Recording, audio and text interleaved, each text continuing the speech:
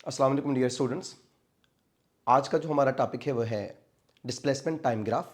इससे पहले जो हम टॉपिक डिस्कस कर चुके हैं वो है स्पीड और वेलोसिटी।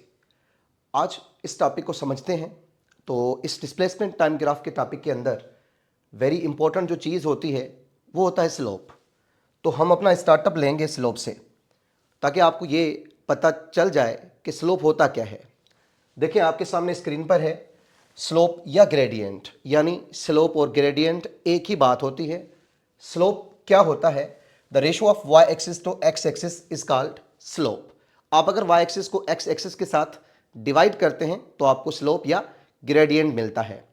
एक और पॉइंट भी याद रखिएगा, आप इसी सेम डेफिनेशन को यूं भी डिफाइन कर सकते हैं। The ratio of rise and run is called slope, यानी राइज और रन का जो रेशो है वो भी स्लोप के इक्वल है। बात एक ही होगी, ये आप पर मुनहसर करता है कि आप अगर Y axis upon X axis लिखें या राइज अपॉन रन लिखें, both are equal to slope or gradient. इसके बाद अगर फार्मूला स्लोप या ग्रेडियंट का देखें आप, तो formula becomes slope equals to Y upon X. जबकि वाई राइज होगा, एक्स रन होगा, तो आप स्लोप को राइज अपॉन रन के इक्वल कंसीडर कर सकते हैं। यहां पर अगर इस फिगर को आप देखें तो ये राइज वाई एक्सिस के अलांग हमने लिखा है और रन एक्स एक्सिस के अलांग हमने लिखा है। तो इस वाई अपान एक्स को या राइज अपान रन को ही हम स्लोप कहेंगे। और इसके साथ ये भी याद रखिएगा, अगर राइज अपान रन को हम इक्वल लें, जबकि राइज वाई एक्सिस है, रन एक्स एक्सिस है, तो वाई को आप परपेंडिकुलर कह सकते हैं और रन को आप बेस कह सकते हैं। परपेंडिकुलर अपान बेस किस चीज के इक्वल होता है? This becomes equal to tan theta. तभी हमारा जो स्लोप है वो टेन थीटा के इक्वल होता है। तो slope is equal to tan theta. अब अगर स्लोप और एंगल के दरमियान का रिलेशन आप देखें तो दोनों आपस में डायरेक्टली प्रोपोर्शनल हैं। सो वी में से here slope is directly proportional to angle theta. जितना स्लोप बढ़ेगा उतना जितनी एंगल बढ़ेगी उतना स्लोप भी बढ़ेगा। अगर एंगल कम होगी तो स्लोप भी कम होगी। इसके साथ the slope of displacement time graph is called velocity. तो ये बात तय है, अगर आप यहां पर वाई एक्सिस के अलांग डिस्प्लेसमेंट को कंसीडर करते हैं और एक्स एक्सिस के अलांग टाइम को कंसीडर करते हैं, तो यहां पर ये जो स्लोप बनती है जो रेड लाइन से रिप्रेजेंटेड है यहां पर, इस स्लोप को आप क्या कहेंगे? ये वेलोसिटी को रिप्रेजेंट करती है स्लोप। बिकॉज आप डिस्प्लेसमेंट अपॉन टाइम को क्या कहेंगे? Displacement upon time is equal to velocity. तो ये जो स्लोप है ये हमें वेलोसिटी के बारे में ही बताती है। तो इसी बेस पर आप कह सकते हैं, जैसा कि स्लोप टेन थीटा के इक्वल है, तो आप टेन थीटा को इक्वल कंसीडर करेंगे वेलोसिटी के। तो डिस्प्लेसमेंट टाइम ग्राफ के अंदर स्लोप किस चीज के इक्वल होता है? वेलोसिटी के इक्वल होता है, या फिर टेन थीटा वेलोसिटी के इक्वल होता है। अब अगर आप यूं कंसीडर करें, यहां पर जो एंगल बनती है, अगर ये थीटा एंगल हमें 60 डिग्री गिवन हो, तो आप स्लोप 60 डिग्री के इक्वल कंसीडर करेंगे। और अगर यहां पर स्लोप को आप टेन थीटा के इक्वल मानते हैं, तो tan 60 degree becomes equal to radical 3। जबकि रेडिकल 3 की वैल्यू हमारे पास 1.73 होती है। इसी बेस पर आप कह सकते हैं so velocity becomes equal to 1.73 metre per second. तो हमारी 60 डिग्री की स्लोप पर जो वेलोसिटी हमें मिलती है वो 1.73 मीटर पर सेकंड होती है। अब अगर ये एंगल फ्लक्चुएट करती है, चेंज होती है, तो एंगल 45 पर इसका वैल्यू कोई और होगा, एंगल 30 डिग्री पर इसका वैल्यू कोई और होगा। तो जैसे जैसे एंगल चेंज होती जाएगी, क्वाड्रेंट्स चेंज होते जाएंगे, तो इसी वेलोसिटी का वैल्यू भी ग्रेजुअली चेंज होता चला जाएगा। अभी कंक्लूजन की अगर हम बात करें तो आप यहां पर कह सकते हैं इफ स्लोप इंक्रीजेस, अगर स्लोप बढ़ती है, देन वी में से ऑब्जेक्ट इज स्पीडिंग अप। जो ऑब्जेक्ट है उसकी स्पीड भी बढ़ती है। अगर स्पीड इंक्रीज होती है तो rate of change of velocity से हमें एक्सीलरेशन मिलती है, तो आप कहेंगे the object is accelerating. Similarly अगर स्लोप कम होती है, स्लोप डिक्रीज होती है, एंगल डिक्रीज होती है, तो ऑब्जेक्ट इज स्लोइंग डाउन। तो स्पीड या वेलोसिटी में कमी आएगी। अगर स्पीड या वेलोसिटी कम होती है तो rate of change of velocity से जो हमें एक्सीलरेशन मिलता है वो नेगेटिव एक्सीलरेशन होगा, और इसी नेगेटिव एक्सीलरेशन को आप डेसीलरेशन भी कह सकते हैं। तो आप कहेंगे ऑब्जेक्ट इज डेसीलरेटिंग। सिमिलरली अब अगर स्लोप कांस्टेंट है, यानी हर पॉइंट पर जो थीटा की वैल्यू है हमें सेम मिलती है, तो इस बेस पर आप कहेंगे slope becomes equal to constant. तो ऑब्जेक्ट जो है वो कांस्टेंट स्पीड के साथ, यूनिफॉर्म स्पीड के साथ या यूनिफॉर्म वेलोसिटी के साथ मूव करती है। तो ये चंद बातें थी जो आपने स्लोप में सीखी। इसके साथ एक और पॉइंट मैं यहाँ पर ऐड कर दूं। अगर आप यूं माने कि ये आपके पास अगर एक ग्राफ है इस तरह का, ये अगर वेलोसिटी का एक्सिस है और ये टाइम का एक्सिस है, अगर आपसे यहाँ पर पूछा जाए कि एरिया क्या होगा, तो ये देखें यहाँ पर एरिया अगर आपसे पूछा जाता है वेलोसिटी टाइम एक्सिस के ग्राफ में, तो आप क्या कहेंगे? एरिया जो है वो इक्वल होता है x इंटू वाई के या फिर y इंटू एक्स के या राइज इंटू रन के, यानी हमने राइज और रन को यहाँ पर मल्टीप्लाई करवाना होता है।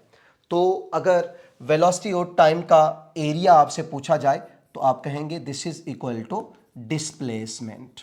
तो एरिया जब भी पूछा जाएगा इसी ग्राफ के अंदर, तो एरिया में आपने राइज और रन को आपस में मल्टीप्लाई कराना होगा।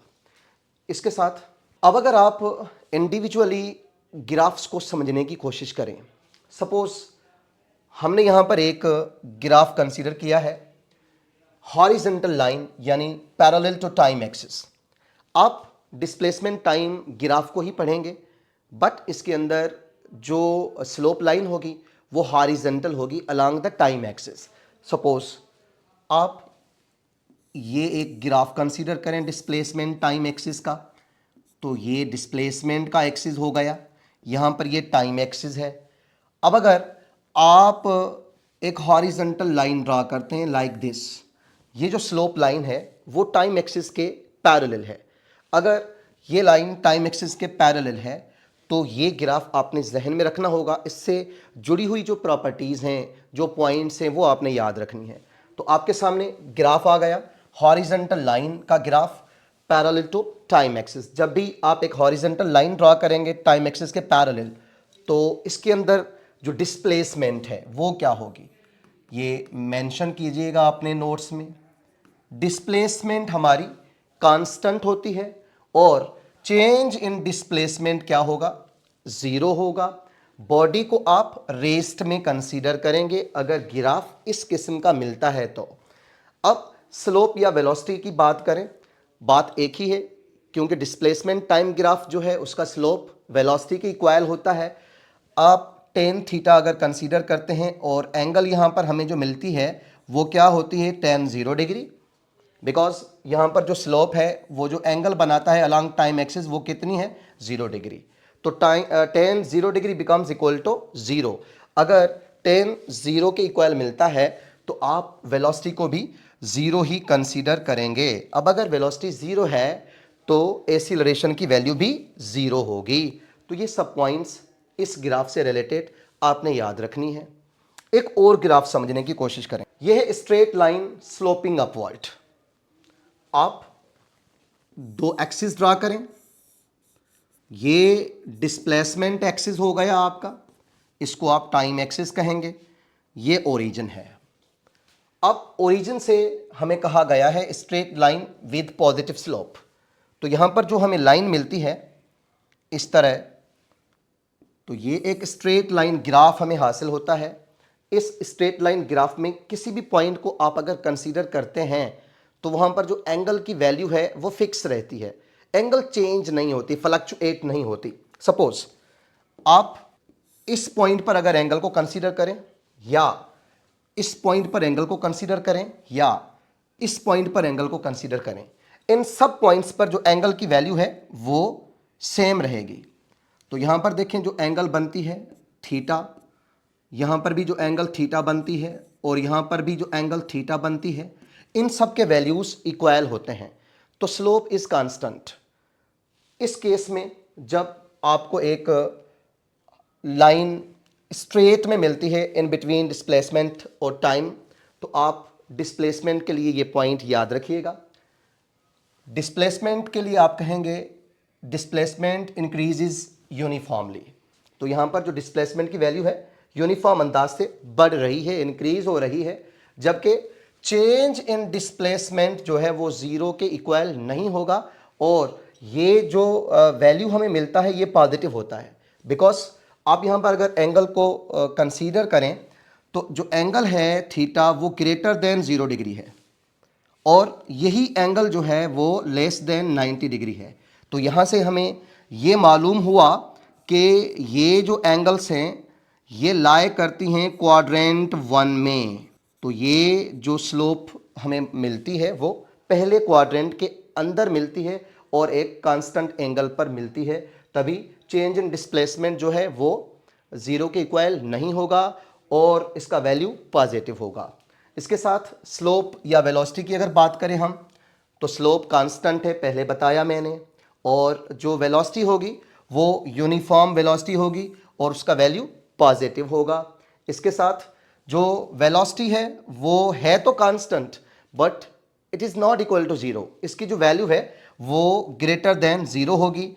अब अगर एक्सीलरेशन का पूछा जाए, जबकि एक्सीलरेशन आप कहते हैं rate of change of velocity का नाम है, तो हर पॉइंट पर अगर वेलोसिटी सेम रहेगी तो एक्सीलरेशन हमें ज़ीरो मिलती है। इसी बेस पर आप कहेंगे acceleration is equal to zero. तो ये सेकंड ग्राफ हमने समझा।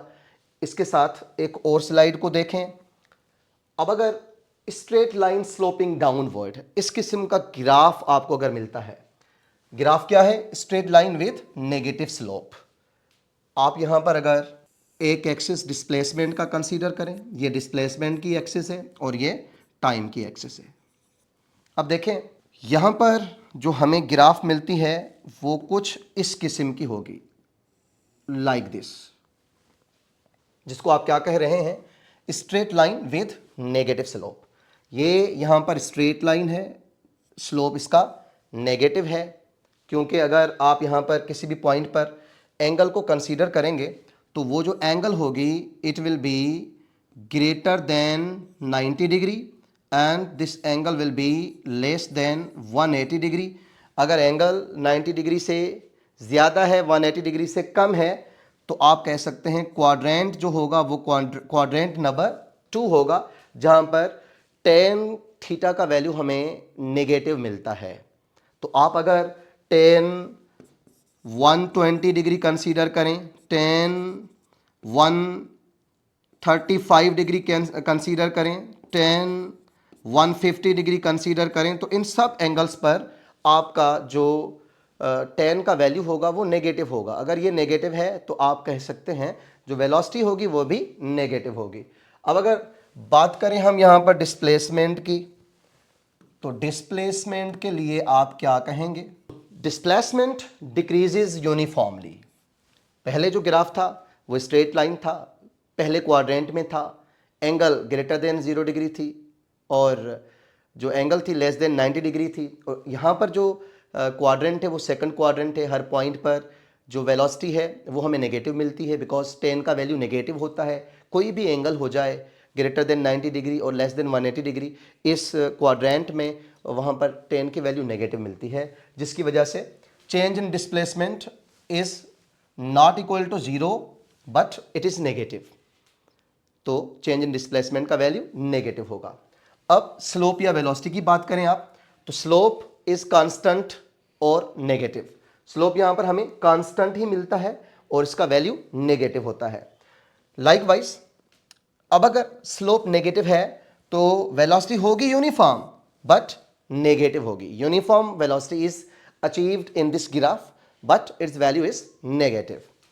सिमिलरली अब अगर वेलोसिटी की बात करें, वेलोसिटी है तो कांस्टेंट बट इस कांस्टेंट का वैल्यू लेस देन 0 है। अब अगर लेस देन 0 है, वेलोसिटी है भी कांस्टेंट, तो यूनिफॉर्म वेलोसिटी के लिए आप एक्सीलरेशन को 0 कंसीडर करते हैं, तो एक्सीलरेशन हमारी क्या होगी? It is equal to 0। इसके साथ एक और स्लाइड पर आ जाएं। अब है curve sloping upward getting steeper. Upward curve, या इसको आप कॉनकेव अप भी कह सकते हैं। एमसीक्यूज के अंदर कभी कभी कॉनकेव अप या कॉनकेव डाउन की बात आ जाती है। तो ये आपके पास अगेन डिस्प्लेसमेंट का एक्सिस हो गया और ये टाइम का एक्सिस है। यहाँ पर अगर ग्राफ आपको कुछ इस तरह मिलती है, लाइक दिस, ये अगर ग्राफ आपको इस तरह मिलती है तो इस ग्राफ को आप क्या कहेंगे? अपवर्ड कर्व या कॉनकेव अप। तो इस ग्राफ में याद रखिएगा जो डिस्प्लेसमेंट है वो क्या होगी? Displacement increases non uniformly, because ये एक कर्व है जो स्टीपर कर्व है, कॉनकेव अप कर्व है। इस कर्व के अंदर आप डिस्प्लेसमेंट हासिल करते हैं, वो डिस्प्लेसमेंट इंक्रीज होती है, बट होती क्या है? Non uniform. Non uniform and increasing displacement is obtained in such a graph. अब अगर बात करें स्लोप या वेलोसिटी की, तो स्लोप इंक्रीज हो रहा है, यहां पर ग्रेजुअली जो एंगल की वैल्यू है वो बढ़ रही है, तो स्लोप इज इंक्रीजिंग। अगर स्लोप इंक्रीज करता है then velocity also increases, so velocity is increasing, velocity यहाँ पर बढ़ रही है। और अगर velocity बढ़ती है, पॉजिटिव होती है, तो एक्सीलरेशन की वैल्यू भी ग्रेटर देन जीरो होगी और पॉजिटिव होगी। यहाँ पर जो एक्सीलरेशन इस केस में हमें मिलेगी वो होगी पॉजिटिव एक्सीलरेशन। अब इस ग्राफ को समझें। This is curve sloping upward getting less steeper, या इसको आप कॉनकेव डाउन कह सकते हैं।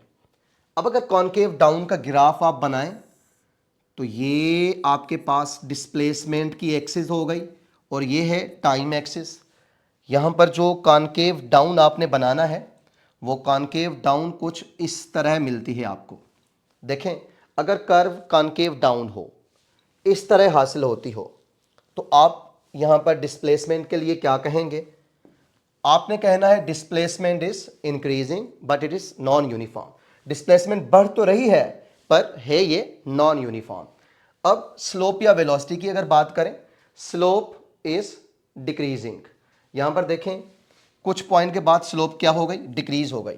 अब अगर स्लोप डिक्रीज होती है तो वेलोसिटी भी डिक्रीज होगी, स्लोप डिक्रीज होगा, वेलोसिटी डिक्रीज होगी। अब अगर वेलोसिटी डिक्रीज होगी तो वेलोसिटी के डिक्रीज होने से एक्सीलरेशन का वैल्यू भी डिक्रीज होगा। अगर एक्सीलरेशन डिक्रीज होती है तो इस डिक्रीजिंग एक्सीलरेशन को आप रिटार्डेशन कहेंगे या फिर आप इसको डेसीलरेशन कहेंगे, रिटार्डेशन और डेसीलरेशन। फाइनल टचअप देते हैं इस टॉपिक को हम, कि जो एमडीकेट पॉइंट ऑफ व्यू के हिसाब से चीज़ें पूछी जा सकती हैं वो क्या हैं। तो आप याद रखिएगा, slope of displacement time graph क्या कहलाता है? वेलोसिटी कहलाता है। पहले बताया मैंने। हॉरिजॉन्टल लाइन अगर ड्रा करते हैं डिस्प्लेसमेंट टाइम ग्राफ में तो ये ऑब्जेक्ट की रेस्ट पोजीशन को शो करती है। अगर स्ट्रेट लाइन कहीं पर भी आ जाती है ग्राफ में तो हम कहेंगे यूनिफॉर्म वेलोसिटी हमें हासिल होती है। अब अगर लाइन कर्व होती है तो वो एक्सीलरेटेड मोशन को रिप्रेजेंट करती है, और ये एक्सीलरेटेड मोशन या तो पॉजिटिव एक्सीलरेशन को शो करेगी या तो नेगेटिव एक्सीलरेशन को शो करेगी। अब अगर इंक्रीजिंग स्लोप होगा तो एक्सीलरेशन इंक्रीज होगा, और अगर डिक्रीजिंग स्लोप होगा तो हमें रिटार्डेशन मिलेगी। और नेगेटिव स्लोप के अंदर हम समझ सकते हैं motion is acquired by body in opposite direction. तो ये सिंपल बातें थी डिस्प्लेसमेंट टाइम ग्राफ के अंदर। अभी हम इससे रिलेटेड जो पास्ट पेपर्स में एमसीक्यूज आ चुके हैं उन पर थोड़ा फोकस करेंगे। आप उनके बेस पर अपनी प्रैक्टिस को जारी रखिएगा तो ये टॉपिक मुकम्मल तौर पर आपके लिए बिल्कुल आसान बन जाएगा। Thank you very much.